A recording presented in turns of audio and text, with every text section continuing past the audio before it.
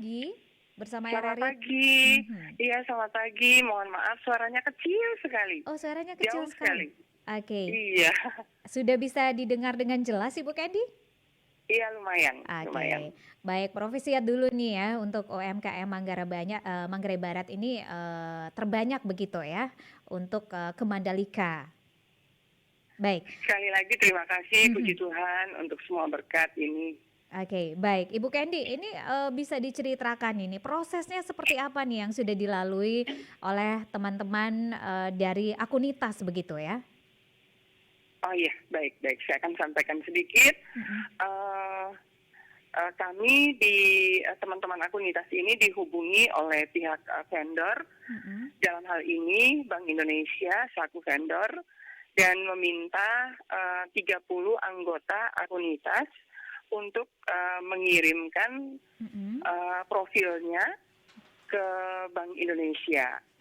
Dan ini melalui Bank Indonesia KPW Nusa Tenggara Timur Iya, ya. yang bertempat di Kupang. Dan 30 pelaku kami kurasi dulu karena di dalam akunitas sendiri ada 274 pelaku yang tersebar di berbagai sektor. Memang sektor yang paling dominan itu adalah sektor kuliner.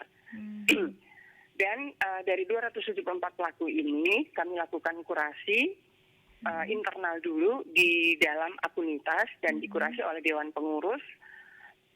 Dan hasil kurasi ini sesuai dengan permintaan dari Bank Indonesia adalah 30 pelaku kami kirim ke Bank Indonesia dan di provinsi dikurasi lagi dari 30 pelaku ini hanya lolos 15 pelaku untuk Manggarai Barat dari Asosiasi Akunitas. Dan dari 15 pelaku ini ternyata dikirim lagi ke pusat, ke Jakarta, dan dilakukan kurasi lagi di tingkat pusat. Dan dari 15 ini hanya menghasilkan 8 pelaku. 8 pelaku ini tersebar di beberapa sektor. Apa saja itu? Dan dari sektor wastra, dari sektor fashion, dari sektor Sria, dan dari sektor kuliner. Kuliner ini ada kuliner manufacture dan kuliner service. Kalau kuliner manufacture ini lebih kepada pengelolaan makanan dan minuman kemasan, dan yang service ini lebih ke kedai, restoran, warung, kurang lebih seperti itu. Dan hasilnya cuma 8 pelaku. Dan dari 8 pelaku ini dikurasi lagi oleh Kopikon secara terpisah dengan jadwal yang berbeda-beda. Dan ini tidak ada keterkaitannya sama sekali dengan Bank Indonesia. Jadi Bank Indonesia telah memberikan memberikan kurasi ini kepada pihak ketiga. Dan hasilnya dari 8 pelaku hanya 7 pelaku. 7 pelaku dari akunitas. Sementara beberapa waktu sebelumnya, bulan Januari, itu kita mendapat link dari Kemenkop untuk pelaku UMKM Manggarai Barat itu mendaftar ke link yang telah disiapkan oleh Kemenkop. Dan ternyata beberapa pelaku usaha mereka mencoba untuk mendaftar melalui link tersebut, dan yang lolos itu kurang lebih 5 pelaku usaha. Jadi totalnya 7 dari Bank Indonesia, 5 itu dari Kemenkop. Jadi total semuanya 11. 11 ya? Itu dari Manggarai Barat. Ya. Oke. Sementara untuk mewakili NTT mungkin ada informasi yang Ibu dapatkan? Ini berapa banyak? Kalau NTT, saya tidak tahu berapa banyak yang dikirim ke Jakarta atau yang diambil dari Kupang, karena Bank Indonesia ini kan punya mitra binaan juga cukup banyak gitu. Jadi saya kurang tahu ya seleksinya mereka seperti apa. Tapi yang saya dengar itu katanya 35 yang dikirim ke pusat. 35 ya? 35 yang dikirim ke pusat, ternyata yang berhasil dari pusat itu juga hanya 18. Hanya 18. 18. Itu secara keseluruhan, termasuk Manggarai Barat. Iya. Dari 18 ini dikurasi lagi oleh Kopikon, pihak ketiga yang ditunjuk oleh Bank Indonesia. Dan hasilnya cuman 14. Oke. 14 ini 11-nya dari ini ya? Akunitas ya? Sebenarnya dari akunitas itu 7. 7, Dari oke. akunitas 7. Kalau yang dari Bank Kemenkop ya? Indonesia, Oh iya. ya. Tapi karena kita gabung dengan Kemenkop, nah itu Mhm. totalnya 11. Kalau yang dari Bank Indonesia, sisanya 7-nya dari akunitas, sisanya itu tersebar dari beberapa kabupaten. Itu Yang ada ada di dari NTT Kupang ya? 2, Mhm. dari Stika 2, dari Mhm. Alor 1. Wow, berarti ini luar Atau Jawa biasa ya? 1, Alor 1. Iya, kurang lebih Mhm. seperti itu. Mabar 7 ini ya, tidak lost Mabar memang ini ya. 7. Oke, Ibu Candy, ini apa sih yang menjadi nilai plus dari ketujuh ini ya UMKM, ketujuh pelaku ini, kemudian ini yang dari BI ya, sementara yang Dari BI. yang dari Unicop ini seperti apa nih keunggulan-keunggulan dari masing-masing pelaku ini? Silakan. Iya. Sebenarnya kita dikurasikan Mhm. dengan waktu yang berbeda gitu kan. Jadi dengan pertanyaan-pertanyaan yang berbeda. Tetapi kalau saya mengacu kepada saya dan ketika saya tanyakan kepada teman-teman yang lolos kurasi, Mhm. sebetulnya yang diutamakan itu adalah kualitas. Kualitas. Karena sebelumnya produk kita itu kan sudah kita kirim Mhm. foto produk kita. Mhm. Dan memang itu diseleksi secara ketat, jadi ditanyakan pertama kualitas, kuantitas. Ketika kita masuk ke pasar ekspor misalnya, atau kita masuk ke pasar luar, baik Mhm. secara nasional maupun secara internasional, tapi sebetulnya lebih ditekankan ke internasional gitu. Mhm. Kira-kira kesiapan produk kita itu seperti apa? Oke. Itu sih sebetulnya yang ditekankan. Jadi kualitas dan kualitas dan kuantitas. Jadi Hmm. ketika kita melayani menerima pesanan, siap tidak kita Mhm. melayani permintaan dalam kuantitas yang banyak. Gitu. Hmm. Karena contohnya ada pertanyaan untuk wastra dan untuk fashion. Jadi misalnya ada customer yang meminta tas produk turunan tenun, misalnya tas atau sepatu dalam waktu 1 bulan dengan jumlah 500 pieces. Sanggup atau tidak kita melayani pesanan tersebut? Ada pertanyaan yang seperti itu. Mhm. Gitu. Jadi kalau ketika saya ditanya seperti itu, saya sampaikan dalam waktu 1 bulan untuk produk turunan tenun NTT. Kalau misalnya difokuskan kepada satu motif dari ND misalnya, dari Kabupaten ND misalnya, kami tidak akan sanggup karena proses membuat satu lembar tenun itu membutuhkan waktu. Yeah. Begitu. Tetapi kalau dari Kabupaten ND misalnya, motifnya berbeda-beda, tetapi dari NTT dan dari Kabupaten ND misalnya, kami sanggup. Kami akan sanggup melayani 500 pieces permintaan dalam waktu 1 bulan. Jadi jebakan-jebakan dari kurator itu seperti itu kurang lebih. Jadi memang benar yang ditekankan itu adalah kualitas produk, kuantitas produk, dan regulasi. Jadi kalau misalnya produk makanan, itu dari sisi regulasi, PIRT, sertifikasi halal, mereka sudah punya atau belum?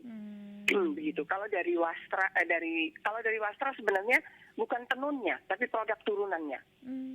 Jadi kalau tenunnya tuh sebenarnya mereka tidak libatkan dalam exhibition ini, tapi lebih kepada produk turunan. Jadi kreativitas daripada pelaku UMKM dalam menciptakan produk turunan dari wastra. Oke, baik.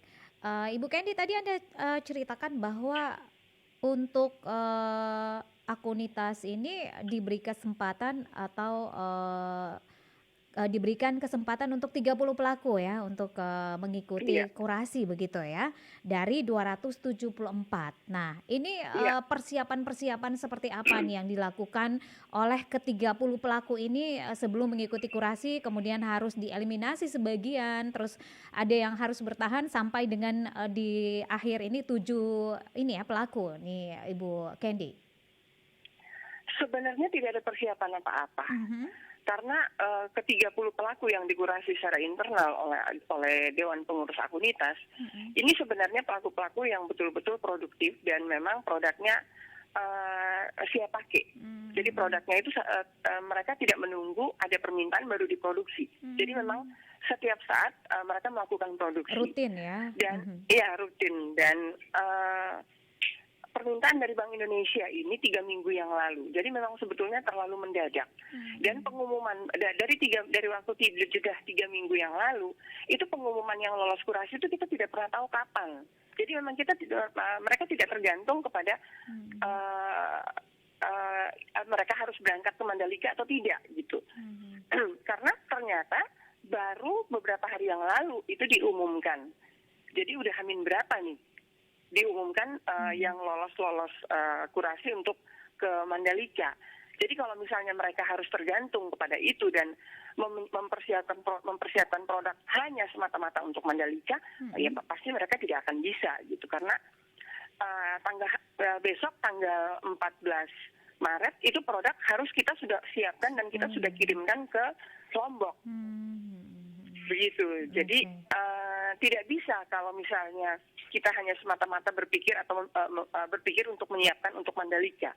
Jadi memang 30 pelaku yang kita kirimkan ke provinsi itu memang produk jadi siap ada setiap waktu. Karena memang mereka memang produksi secara rutin. Oke. Dan ini Ibu setelah ditetapkan ya 7 pelaku yang akan ke Mandalika dari BI, kemudian dari ini 5 ya, seperti itu Ibu. Nah, ini tahapan selanjutnya seperti apa nih? Oh iya. Jadi produk-produk maksudnya untuk ke Mandalika. Iya.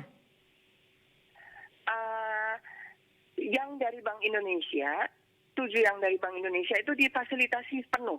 Jadi 100% difasilitasi penuh oleh Bank Indonesia. Sementara yang 5 ini memang jalurnya dari Kemenkop itu mereka hanya disediakan stand. Biaya untuk akomodasi dan transportasi itu sendiri. Tetapi dengan kesulitan yang mereka hadapi, kami dari asosiasi coba mencarikan vendor lagi untuk mereka.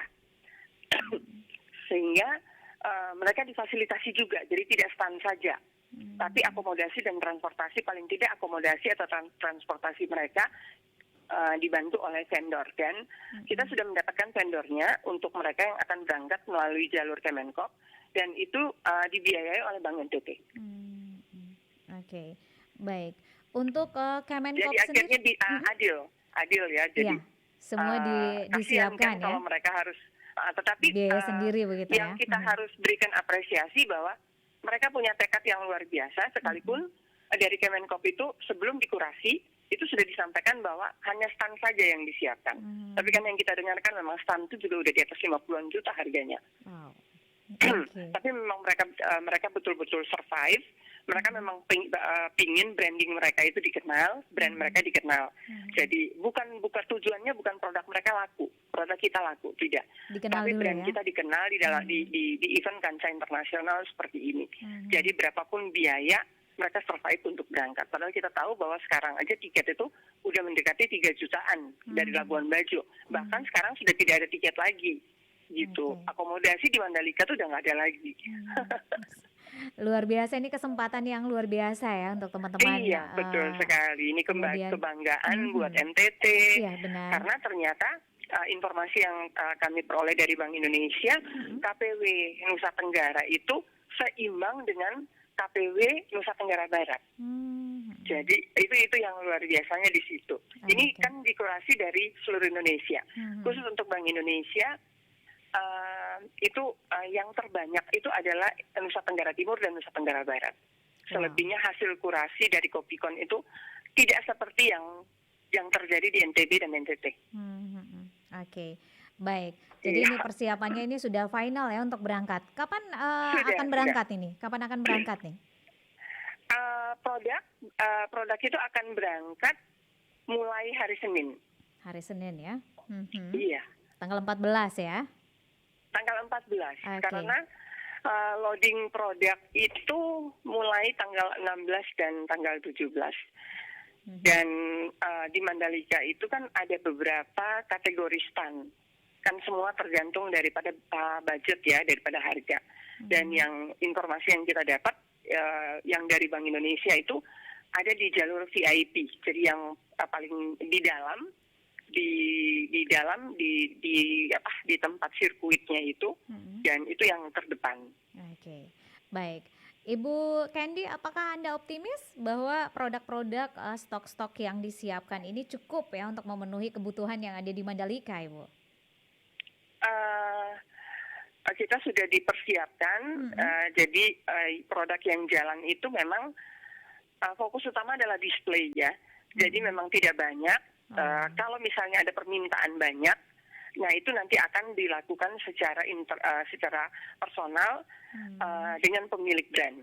Oh iya, oke. Jadi misalnya kita bawa tas 5 gitu. Oh ternyata permintaan lebih dari 5. Jadi itu dilakukan B2B secara langsung antara konsumen dan Branding, ya? dan produsen. Oke, baik. Terima kasih Bu Candy Mayangsari untuk waktunya bersama RRI. Sukses selalu bersama teman-teman ke Mandalika nanti untuk tanggal 18 sampai dengan 20 Maret ya 2022. Iya, Selamat betul pagi. sekali. Salam sehat, Selamat selamat pagi, berakhir terima pekan. kasih, salam sehat.